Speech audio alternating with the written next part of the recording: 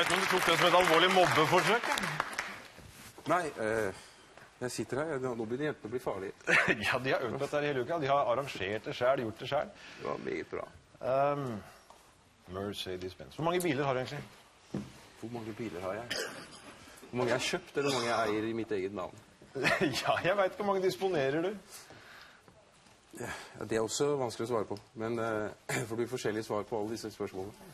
Jeg har vel 4, tenker jeg, hjemme nå. Betyr det mye for deg? Nei, det gjør vel ikke det. Når du skal ut og ha det moro, så kjører du Mercedes. Når du skal ut og være miljøaktivist, så kjører du sånn elbil. Nei, det er ikke helt riktig. Når jeg skal ha det moro, så kjører jeg elbil. Åja. Mercedesen, hva er det for deg? Den er så trygg og grei. Det er liksom... Den er ikke... Det er det ene som, kan du si, er haken med Mercedesene. Du vet akkurat hva du får. Plager det deg at jeg også, som så mange andre, prøver å liksom arrestere deg for inkonsekvens med energislukende biler på den ene siden? Jeg opplever det helt motsatt. Jeg opplever det som konsekvent. Om jeg hadde blitt sett som en sånn syklende miljøaktivist, så hadde det vært en ren løgn, for jeg lever daglig i flight mellom den ene verdensdelen til den andre, kan du si. Og uansett om jeg sykler til jobben, så gjør jeg ikke det. Jeg blir kjørt i svære biler frem og tilbake, og det er situasjonen i dag. Så parallelt med det, så prøver jeg å dytte dette her i en retning som jeg har mer tro på for fremtiden. Den situasjonen er du med de svære limousinene, med dine millioner av fans over hele verden, med Mercedesene, alt det der. Ja, er det noe du har fått fordi du har bedt like iherdig til din Gud som jentene? Nei, det er nok heller, hvis det er noen av de som har gjort det, så er det vel heller djevelen som har gitt meg det. Du har en image, du har hatt den lenge, som en sånn der moderne gladkristen. Trives du med den? Jeg føler jo ikke helt... Jeg føler kanskje ikke at det er der jeg hører hjemme, nei. Hvor hører du hjemme da? Det er et godt spørsmål. Det er lettere å si hvor jeg ikke hører hjemme, og det er et av de. Vet du hva som noen ganger plager meg litt med deg? Nei, fortell meg det. Du er så vellykket, det plager meg ikke. Du er suksess, det plager meg heller ikke. Men du er alltid liksom så sterk, klar, velformulert på alt det du driver med. Du har meninger om alt, store ord fly gjennom lufta. Må du alltid være stjerne og helt på et hvert område i tilværelsen? Nei, det er mange ting som kommer inn i bildet her. Altså, jeg er jo kranglete som type. Jeg er jo aldri enig med noen, på en måte. Selv om jeg i utgangspunktet kanskje er enig med alle. Du er enig med alle? Ja. Ja, det var voldsomt. Det er alltid et poeng. Det er alltid en side, det er alltid mange sider ved en sak, for å si det sånn. Så den som uttaler seg vil som regel ha noe rett, uansett hvor feil han har. Men disse stjernetingene, heltetingene med deg, når tør du vise svakhet? Tør du noen gang vise deg sårbar? Jeg har ikke noe med tørre å gjøre det, altså. Det er absolutt ikke. Jeg har ikke noe problem med det. Når er du sårbar? Når jeg er sårbar? Jeg er sårbar hele tiden, egentlig. Tror jeg. Og det må jeg være, liksom, for å være sterk. Også. Det henger liksom så sammen. Du er her blant annet fordi du nå nesten i hemmelighet har vært i platestudio, spilt inn noe rart i forhold til det du holdt på med før. Altså, det er noe som kalles poetens evangelium, for du kan fortelle om det selv. Ja, det er ikke lett å fortelle om, altså. Det er det mest tåkepregede prosjektet jeg har gått inn i. Jeg ante ikke hva det dreide seg om. Men jeg gikk til værhårene, kan du si. Det eneste jeg hadde å holde meg til var at Erik Hillestad fra Kirkelig Kulturverksted også ville være med på dette her. Det var han som spurte meg. Og jeg opplever at han har god nese, liksom. Så det er jo, altså det er Håvard Rem, en av våre yngre poeter, som har i en årrekke jobbet med dette, en diktsamling, en slags antologi over Jesu liv, hvor han har samlet dikt fra norske diktere opp igjennom, som omhandler et eller annet i evangeliet, utgangspunkt i Bibelen og i Nytestamentet. Mange av disse er ikke kristne, og det er også det som jeg oppfatter som interessant ved dette, for det er poeter eller diktere da, som værer noe. Selv om de ikke er personlig kristne, så har de en betydelig respekt for dette noe, som de ikke vet hva er. Det føler du deg hjemme i. Ja. En av de dikterne du setter mest pris på, vet jeg, det er Jens Bjørneboe, av alle. Ja, jeg må si, det gjør jeg absolutt, men det er også fordi jeg leser enormt lite selv. Så jeg ville nok hatt en lang rekke andre som jeg også hadde satt pris på, hadde jeg vært mer belest. Skal vi høre hvordan det låter når du da med Kjetil Bjerkestrand og all verdens lyder Er du klar? bruker din intuisjon? Du kan pelle det over, så kan jeg se om jeg kan friske opp bibelhistorien litt grann her. Det dreier seg om Salome, og for de som ikke husker det, så jeg husker ikke, for jeg sjekket det selv heller. Salome, det var altså stedatteren til kong Herodes. Det talte seg slik at Herodes innkalte Piffen i sitt land til et skikkelig haraball på slottet. Store, fine byråkrater, sjefer. Og så kalte han inn stedatteren sin, Salome, for å danse. Hun danset så flott at alle klappet og jublet. Og Herodes sa, for dette så skal du få ønske deg akkurat hva du vil. Hun gikk til mora si, den onde dronning, og fikk et råd. Du skal ønske deg døperen Johannes hode på et fat. Det gjorde hun. Herodes sendte av gårde mannen med øksa. Fatet kom tilbake med døperen Johannes hode. Hun var 12 år da det skjedde. Da Jesus var på nøyaktig samme alder, så fikk han sitt kall. Det er bakgrunnen. Her er Kjetil Bjerkestrand og Morten Harket.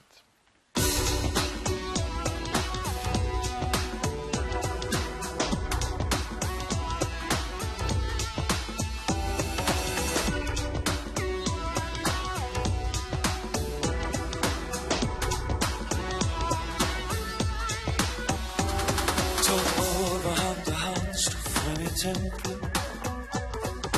12 år var Johanan, han dro bort til ørkenen og kava som stod stemplet i blikket som var innadvendt og sort.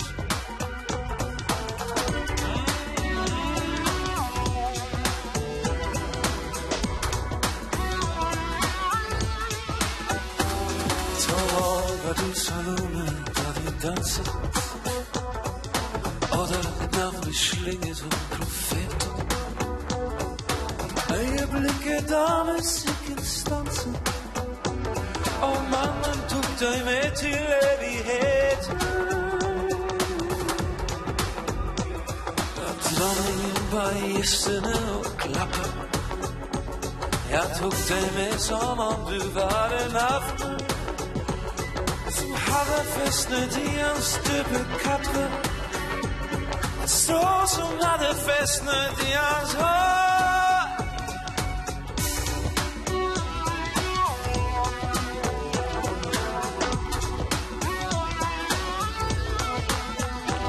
Slik ble du nesten ett med døpenavnet, mens andre kongedøtres navn forgår.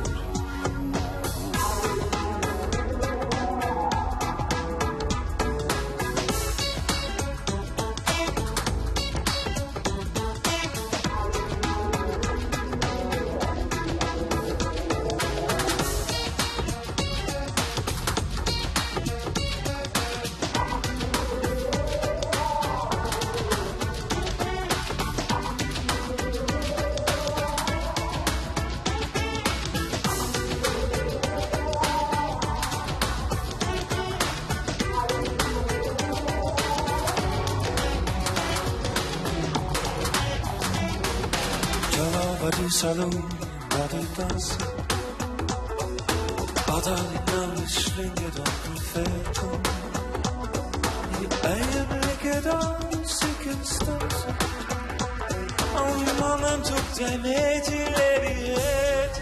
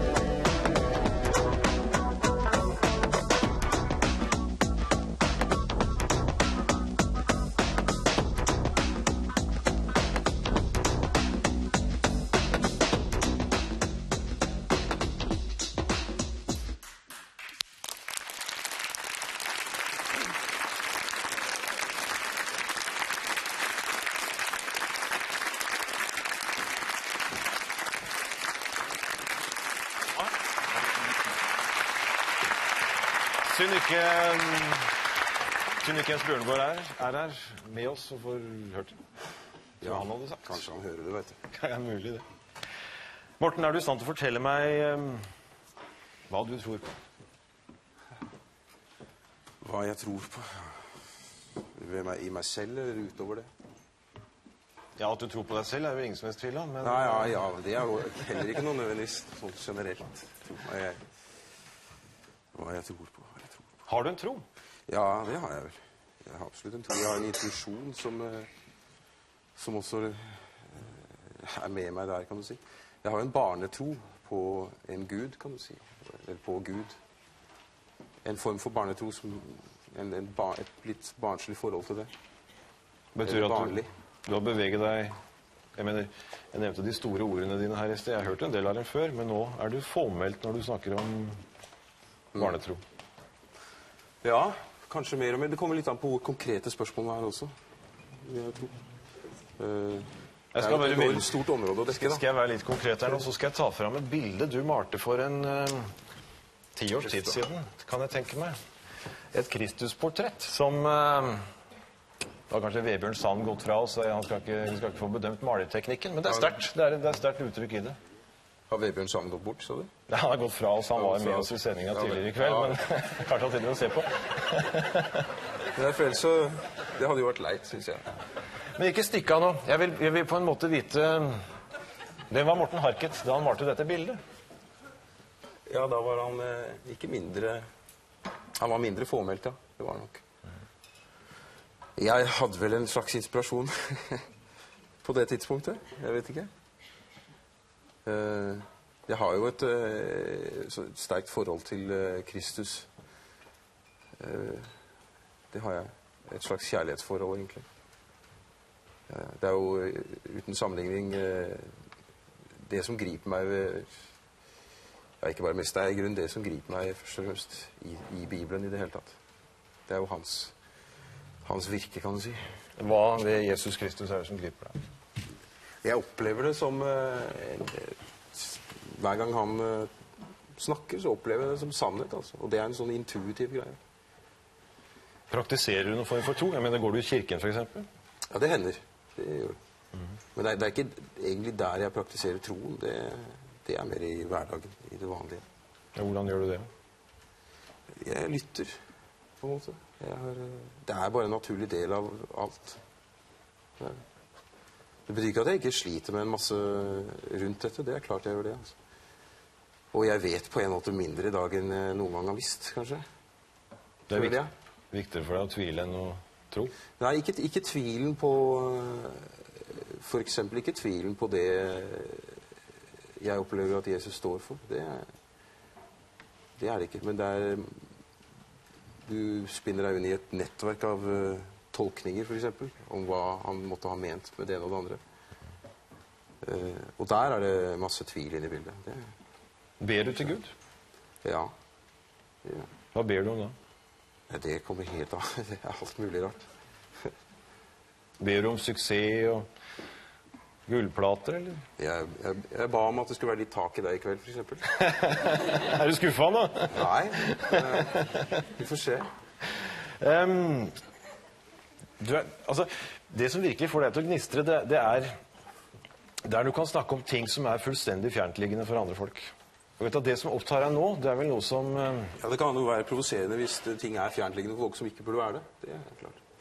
Ja, noe som er nærliggende for deg nå, det vet jeg er folk i Øst-Timor. Jeg vet ikke hvor mange er som har hørt om Øst-Timor i det hele tatt, men det blir du da. I det siste så håper jeg at det er vesentlig flere som har hørt om det enn for 6 måneder siden, når jeg først ble oppmerksom på det selv. Og det provoserte meg ganske mye at jeg var totalt uvitende om hva som har skjedd der nede. Og jeg visste også uten videre at jeg er ikke så trang i kanalen at jeg ikke hadde fått med meg det hvis det var en viss... Men du må nesten fortelle hva som har skjedd der, for jeg er sikker på at det sitter mange her ute som ikke aner hvor Øst-Timor er. Ja, nå har det vært en del om det i media i de siste dagene, fordi de ble tildelt Raftå-prisen, menneskerettighetsprisen. Det som har skjedd i korte trekk er at det har vært brutale overgrep mot et lite folk på en øy som heter Timor. Halvdelen av den øya, østdelen, er Øst-Timor, som var under portugisisk administrasjon, eller det var en koloni da, for rundt 500 år. inntil den såkalte Nellik-revolusjonen i 74 i Portugal, hvor de oppløste koloniveldet, trakk seg ut, og Timor skulle da bli fritt, eller selvstendig.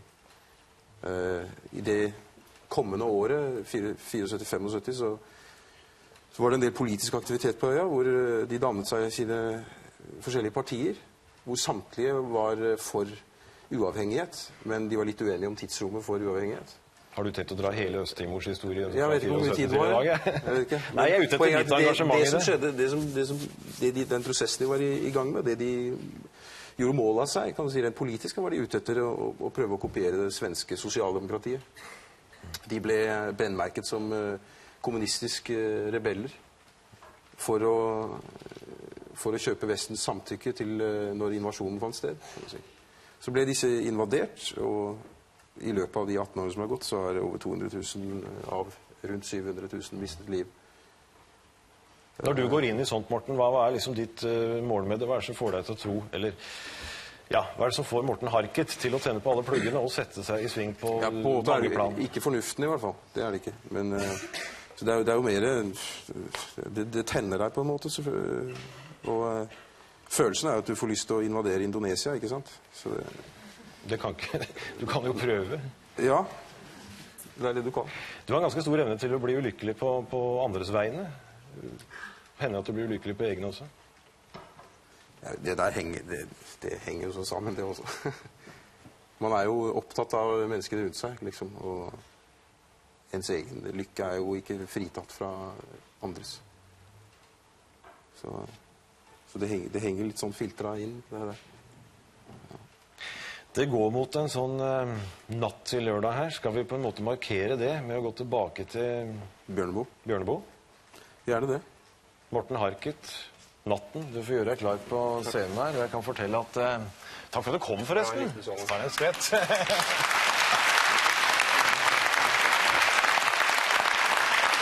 Jeg kan fortelle at det er Bjørneboe igjen, altså. Og nok en gang med Kjetil Bjerkestrand, med medlemmer av Vertavo-kvartetten, og altså Morten Harket.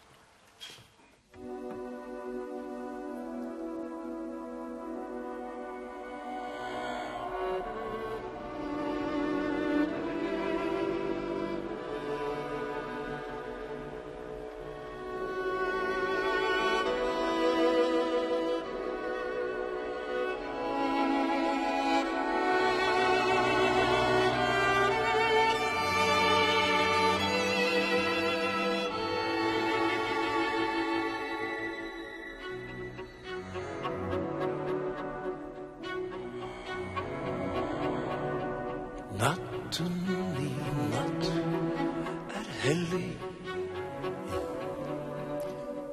Noe skal skje.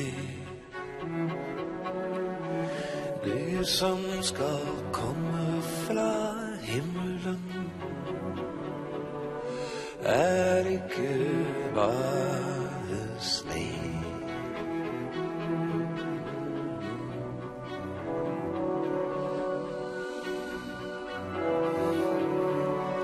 Natten i natt er hellig. Noen skal dø i natt. Isad og angst og mat spirer den himmel i isen, der gaten er blank.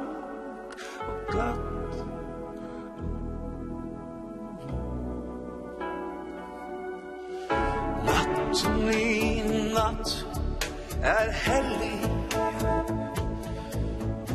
Noen skal